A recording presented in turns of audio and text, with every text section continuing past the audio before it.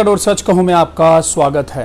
प्यारे दर्शकों, सच कहूं हमेशा आप तक फैक्ट्स, सच्चाई और पूर्णतः बुनियादी खबरें लेकर आता रहा है।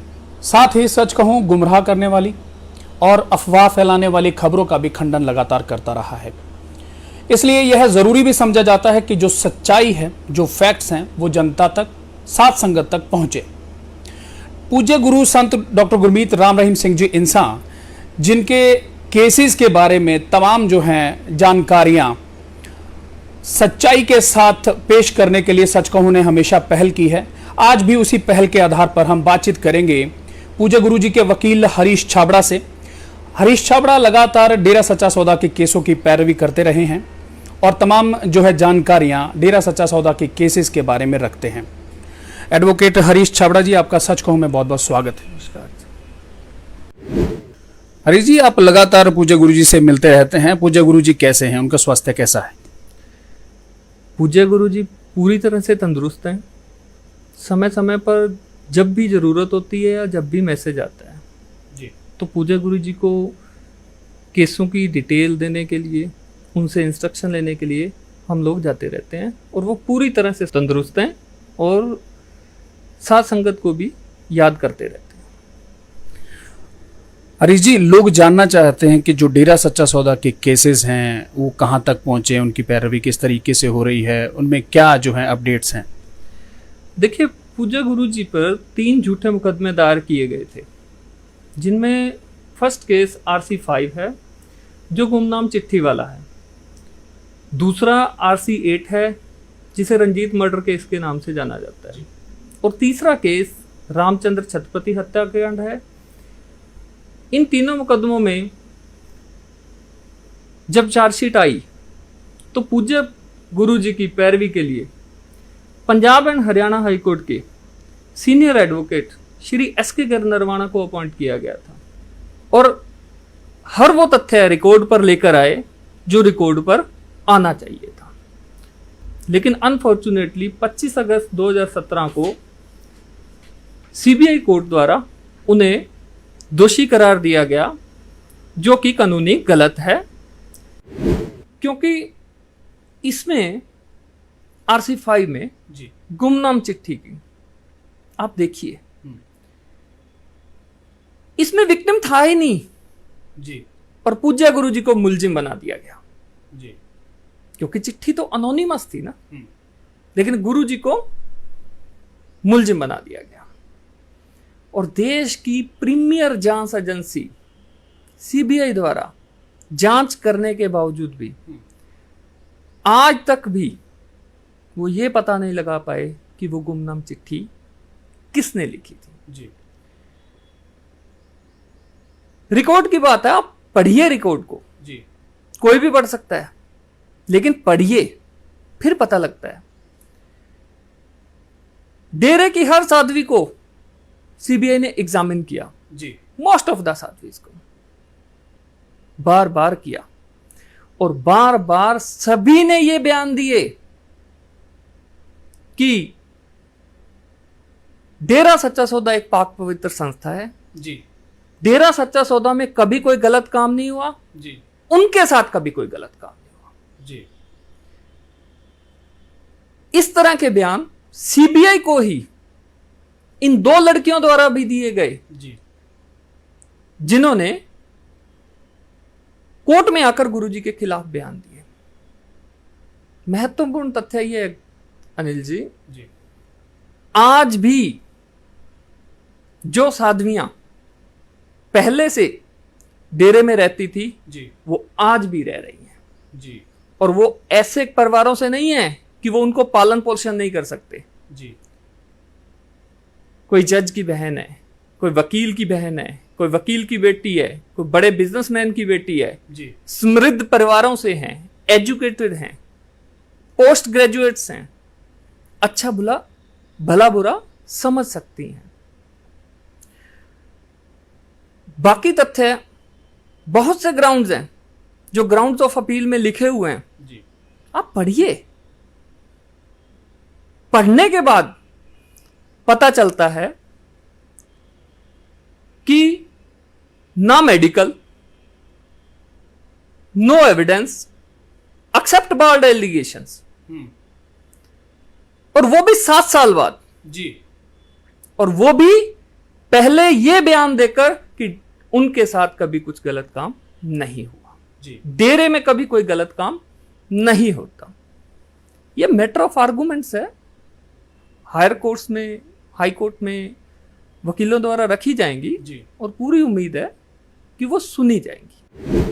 अनिल जी, आपको अपील के बारे में बताऊंगा जी, कि अपील एक स्टैट्यूटरी राइट है जो इसीलिए कानून में डाली गई है कि ट्रायल कोर्ट गलत फैसला भी कर सकती है, राइट, उनकी एप्रिसिएशन गलत भी हो सकती है, जी, इसीलिए अक्यूज को राइट दिया गया है, स्टैट्यूटरी राइट है कि वो अपील कर सकता है। जी, पूज्य गुरु जी की अपील भी एस के गर्ग नरवाना जी द्वारा की गई है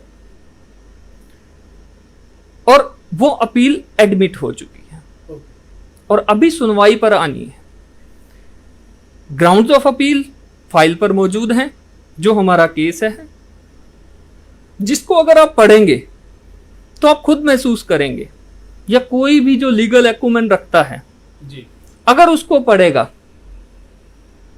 तो प्रेमा फेसाई ही कहेगा कि यह फैसला गलत है कानून की नजर में। दूसरा केस है जी, RC 10, जी, जिसका फैसला हो चुका है। वो छत्रपति मर्डर केस, एक जर्नलिस्ट का मर्डर था, जी, उसके रिगार्डिंग उसमें कई एक्यूज थे जिनकी सारी गवाहियों का काम डिफेंस टीम में श्री एस के गर्ग नरवाना जी, जी, श्री अनिल कौशिक अंबाला से हैं, जो क्रिमिनल साइड से अंबाला पंचकुला रीजन में सीजन लॉयर हैं। उन्हीं के साथ दिल्ली से क्रिमिनल साइड के वकील श्री बंकिम कुलश्रेष्ठ जी ने पैरवी की थी। जी, इस मुकदमा में डिफेंस के कुल 32 गवाह पेश किए गए थे, जी, जिसमें 5 IAS ऑफिसर्स भी पूज्य गुरु जी के हक में गवाही देकर गए थे। इस केस की फाइनल बहस के समय खट्टा सिंह ने दोबारा गवाही देने की इजाजत मांगी, जी, जो CBI कोर्ट द्वारा खारिज कर दी गई थी। जी, खट्टा सिंह द्वारा हाई कोर्ट में रिवीजन फाइल की गई, जिसकी पैरवी हाई कोर्ट में श्री एस के गर्ग नरवाना जी, और श्री विनोद घई द्वारा, घई एडवोकेट, सीनियर एडवोकेट हैं जी, जो क्रिमिनल साइड पे जी, DB के वकील हैं, जी, उनके द्वारा की गई थी। और अनफॉर्चुनेटली खट्टा सिंह को दोबारा गवाही देने का मौका मिल गया। जी, इसके विरुद्ध सुप्रीम कोर्ट में SLP लगाई गई थी, लेकिन खारिज हो गई। खट्टा सिंह को दोबारा गवाही के दौरान लगभग 1 हफ्ता तक जिरह की गई और उसे सभी डॉक्यूमेंट व सबूतों से कन्फ्रंट किया गया। इस मुकदमा में खट्टा सिंह की गवाही के बाद IEO को दोबारा समन करने के लिए सुप्रीम कोर्ट में senior criminal lawyer Shri Sushil Kumar जी को के द्वारा जी, SLP फाइल करके IEO को रिकॉल किया गया, जी, जिसकी गवाही के बाद डिफेंस के 11 विटनेस करवाए गए, जिनमें वही 5 IAS ऑफिसर्स भी हैं जो जी, गुरु जी के हक में गवाही देकर गए। जी, इस केस की गवाहियों के लिए, डिफेंस के लिए, जिरह के लिए और बहस के लिए बॉम्बे से श्री माजिद मेनन जी एडवोकेट हैं, जी, जो क्रिमिनल साइड के टाइकून्स हैं, जी, Shri Gopal Subramaniam ji, former solicitor general of India, जी, उनकी सेवाएं ली गई सुप्रीम कोर्ट से। हाई कोर्ट में श्री विनोद घई जी, श्री जसजीत सिंह बेदी जी, जी, डिस्कशन में इनकी सलाहें ली गई। जी, इस डिस्कशन के बाद डिफेंस साइड से पूज्य गुरु जी के लिए श्री PK संधीर जी, जो पम्मी जी के नाम से फेमस हैं, जी, हिसार से एडवोकेट्स हैं, जी, सीजन क्रिमिनल लॉयर हैं, उनके द्वारा बहस की गई। बाकी जो अक्यूज थे उनकी तरफ से श्री NPS वड़ैत जी हैं, जी, पटियाला से क्रिमिनल साइड से एडवोकेट हैं। श्री अनिल कौशिक जी, मैंने बताया आपको, जी, उनके द्वारा बहस की गई और जो लगभग 2-2.5 महीने चली। जी, लेकिन अंत में जनवरी 2019 में अदालत द्वारा गुरुजी के उलट फैसला सुनाया गया, जो कानूनी रूप से गलत है। जी, उसका एक कारण जो लीगल पार्लेंस पे है, जी, अगर आपने बीबी जगीर कौर वाला केस की जी, जजमेंट पढ़ी हो, जिनको भी इसी टीम ने, श्री विनोद घई जी सीनियर एडवोकेट्स की टीम ने फाइट किया था, उसमें भी सिमिलर खट्टा सिंह की तरह एक गवाह था, जी, जो अदालत में 2 बार अलग अलग बयान दे गया था और उसको अदालत ने झूठा करार दिया था। हमारा केस भी उसी तर्ज पर है। Appeal Shri Vinod Ghai senior advocate ji द्वारा फाइल की गई है, जी, एडमिट हो चुकी है, सुनवाई के लिए लंबित है। जी, जैसे ही सुनवाई पर आएगी, उसकी तैयारी वकीलों ने कर रखी है जी, और जैसे ही वो सुनवाई पर आएगी, उसकी सुनवाई हियरिंग की जाएगी। तीसरा केस जो अभी पेंडिंग है, RC 8 रंजीत मर्डर केस, इसकी सुनवाई 10 जुलाई के लिए पेंडिंग है। लेकिन क्योंकि लॉकडाउन चल रहा है, सभी को पता है, कोर्ट्स की रेगुलर हियरिंग हाई कोर्ट के आदेश से स्थगित हैं, सिर्फ अर्जेंट मैटर सुने जा रहे हैं। ऑनेबल हाई कोर्ट द्वारा एक कमेटी कॉन्स्टिट्यूट की गई है कि रेगुलर कोर्ट्स का वर्किंग किस तरह से शुरू होगी। जैसे ही उनकी रिपोर्ट आएगी, उसके बाद इसकी प्रोसीडिंग शुरू की जाएगी। इसमें भी डिफेंस के 31 गवाह किए गए हैं जी, और सीबीआई अपनी बहस कर चुकी है। तो जैसे ही कोर्ट्स की प्रोसीडिंग शुरू होगी, तो उसी के मुताबिक आगामी प्लानिंग की जाएगी कि इसमें बहस किस किस रूप में और किन किन वकीलों द्वारा की जानी है। जी, अभी तक इसकी पैरवी श्री पी.के. संधीर जी, पम्मी जी और वही टीम जिन्होंने RC 10 में किया था, वही टीम कर रही है।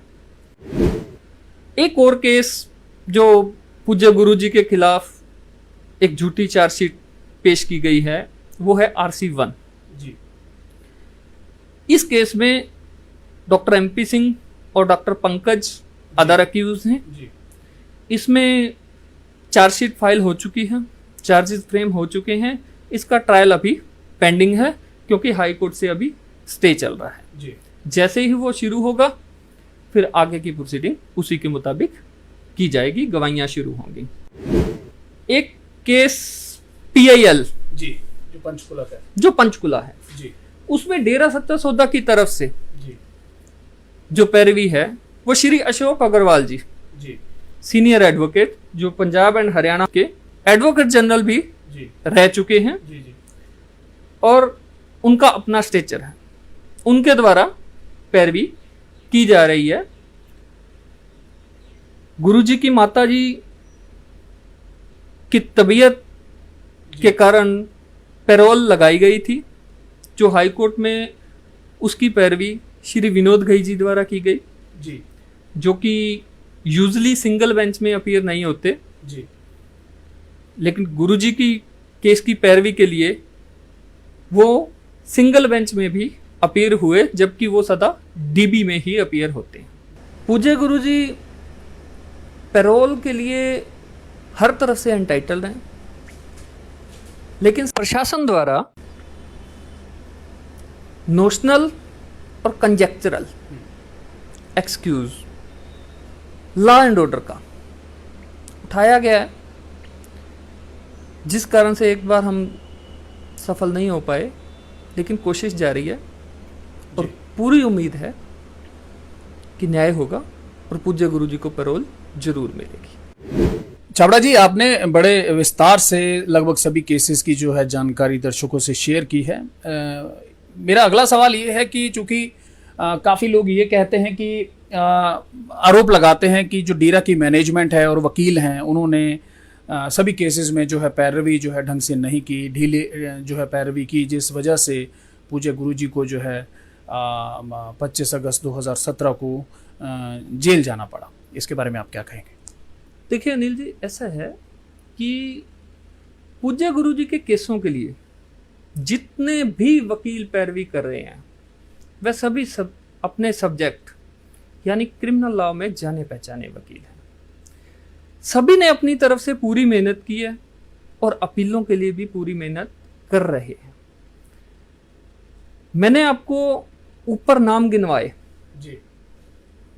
Shri Gopal Subramaniam ji, Shri Majid Menon ji, Shri Vinod Ghai ji senior advocate high court, Shri Sushil Kumar ji senior advocate supreme court, Shri Jasjit Singh Bedi ji high court, Shri Ashok Agarwal ji senior advocate high court, Shri P K. Sandhir ji Pammi ji Hisar, Shri Anil Kaushik ji Ambala, Shri N.P.S. Waraich Patiala. आप इनके एरिया में पता कीजिए कि इनका एक्यूमेन क्या है। इनसे जब भी गुरुजी के केस की डिस्कशन हुई है, इन्होंने एक ही बात कही है कि गुरुजी की कन्विक्शन लीगल पार्लेंस में सस्टेनेबल नहीं है और पूरी तरह से आश्वस्त हैं कि न्याय की जीत होगी और केसेस का फैसला गुरुजी के हक में आएगा। उन्हें कानून पर पूरा भरोसा है, हमें कानून पर पूरा भरोसा है, डेरा सच्चा सौदा को कानून पर पूरा भरोसा है। गुरुजी पाक पवित्र साफ केसों से बाहर आएंगे क्योंकि कानूनन उनके खिलाफ एविडेंस नहीं है। और जहां तक बात इस बात की आती है कि डेरा मैनेजमेंट ने वकीलों के साथ मिलकर गुरुजी को सजा कराई है, तो मुझे अगर इन वकीलों के बारे में, इनके स्टेचर के बारे में, इनके एक्यूमेन के बारे में जितना पता है जी, आप भी पता कर सकते हैं, कोई भी कर सकता है।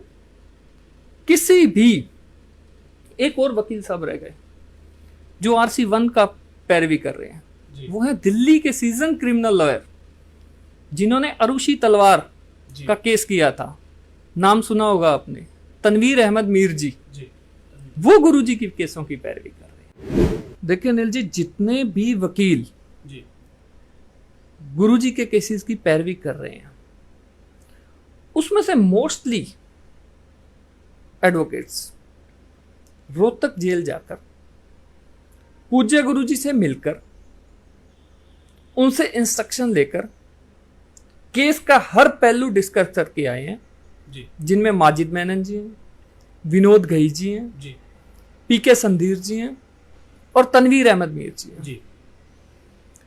हम लोगों को जैसे भी इंस्ट्रक्शन होती है, जो डिस्कशन होती है, क्योंकि जो बाकी वकील सभी पैरवी कर रहे हैं, डिफेंस टीम हफ्ते 10 दिन में लगभग एक कॉन्फ्रेंस करके केस के हर पहलू को डिस्कस करके उसकी सूचना पूज्य गुरुजी के पास पहुंचाते हैं। ये सभी वकील गुरुजी की इच्छा से हुए हैं और सभी वकीलों के बारे में गुरुजी की पूर्ण नॉलेज है। तो मुझे नहीं लगता कि किसी पैरोकार में इतनी हिम्मत हो सकती है कि वो इन वकील साहब को ये इंस्ट्रक्शन कर सकें कि गुरुजी के केस में लूज छोड़ दो, गुरुजी के केस गुरुजी को सजा करवा दो या गुरुजी को बाहर ना आने दो। तो ये सब भ्रमित करने की कोशिशें हैं। मैं तो सिर्फ इतना कह सकता हूं कि डेरा को, डेरा की संगत को ऐसे भ्रमित करने वाले व्यक्तियों से सावधान रहना चाहिए, सचेत रहना चाहिए। वकील साहब, एक पिटीशन हाल ही में हाई कोर्ट में दायर की गई थी जिसमें पूज्य गुरुजी की जान को खतरा बताया गया। वो कोर्ट से खारिज हुई, तो जिन्होंने वो पिटीशन दायर की उन्होंने आरोप लगाया कि डेरा की मैनेजमेंट और डेरा के वकीलों ने यह पिटीशन खारिज करवाई है, और ये पिटीशन जो थी वो पूज्य गुरुजी को बाहर लेकर आ सकते थे, वो उन केसेस को और अच्छे से लड़ सकते थे। इसके बारे में क्या कहेंगे? अब डॉक्टर मोहित गुप्ता की पिटीशन के बारे में बात कर रहे हैं, मैं आपको बताता हूं। यह पिटीशन उन्होंने श्री एपी सिंह एडवोकेट के मार्फत दायर की थी जी, हाई कोर्ट में। मैं आपको पिटीशन की कॉपी, माननीय हाई कोर्ट द्वारा सेशन जज रोहतक को खुद रिपोर्ट करने के लिए कहा गया था, उनकी रिपोर्ट की कॉपी, और माननीय हाई कोर्ट की ऑब्जर्वेशन जो उन्होंने फाइनल ऑर्डर में किया कि यह एक फर्जी पिटीशन थी। Word is frivolous. और इसी को देखते हुए माननीय हाईकोर्ट द्वारा डॉक्टर मोहित गुप्ता को 50,000 रुपए जुर्माना भी लगाया गया। आप खुद पढ़िएगा और किसी को भी पढ़ाइएगा, उस पिटीशन में not even a single word कुछ ऐसा है जो गुरुजी के केसों से रिलेटेड हो, गुरुजी के रिहाई से रिलेटेड हो, या जिससे गुरुजी बाहर आ सके। एक और बात कहूंगा, आज तक भी मोहित गुप्ता या कोई भी और जो ये खुद क्लेम करते हैं, इनके द्वारा गुरुजी के केसों की बेहतरी के लिए एक भी सुझाव नहीं दिया गया। जबकि आपको मैं एक मैनेजमेंट की बात बताता हूं, क्योंकि मैं केसेस में साथ असिस्ट कर रहा हूं तो मुझे वो बातें मालूम है। कई बार मैनेजमेंट वकीलों के पास जो गुरुजी की पैरवी कर रहे हैं, उनके पास साध संगत और डेरा के सत्संगी वकीलों की राय लेके आते हैं जो उन्हें अच्छे लगे कि ये सुझाव केसेस के लिए अच्छे हैं। उनको वकीलों ने डिस्कस किया और जो गुरुजी के केस के हित में रहे उनको लागू भी किया।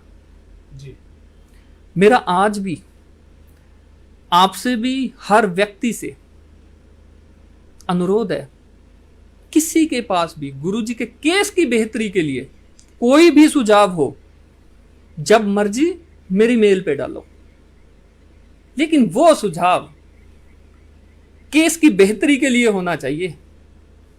और उस केस में, उस पिटीशन पर आते हैं जी। उस पिटीशन में माननीय हाई कोर्ट ने सेशन जज रोहतक को पूज्य गुरुजी के पास भेजा। उन्होंने पूज्य गुरुजी के बयान लिए। पूज्य गुरुजी ने अपने बयानों में लिखा कि यह पिटीशन उनकी इच्छा के से नहीं डाली गई, वो तंदुरुस्त हैं, उनकी सिक्योरिटी बिल्कुल ठीक है, और इस पिटीशन में जो भी तथ्य लिखे हैं वो गलत है जी।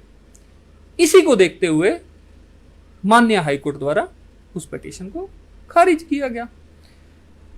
अब उससे व्यथित होकर ये क्या कह रहे हैं, क्या नहीं कह रहे, उसके कारण हम अपनी मेहनत करनी तो नहीं छोड़ सकते जी। हमने तो अपनी मेहनत करनी है, हमने अपने केसेस पर ध्यान देना है जी जी। Rest is upon